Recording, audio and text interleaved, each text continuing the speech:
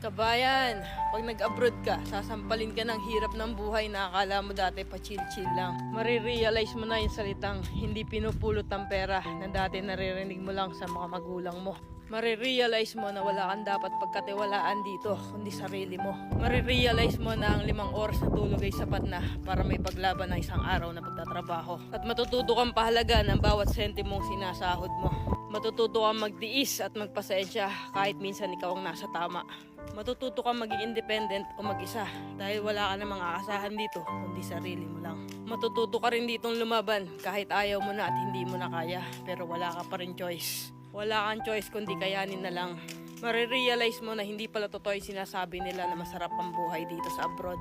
Kasi pag nandito ka na, masasabi mo na lang talaga sa sarili mo na ang hirap pala. At totoo din yung sinasabi nilang lahat na nasa abroad ang pera pero wala dito ang saya. Kaya sa mga nagbabalak mag-abroad dyan, patibayan ng loob dito at bawal ang mahina, bawal ang sumuko. Kasi dito mo mararanasan ang realidad ng buhay kung saan patatagan ng loob ang labanan.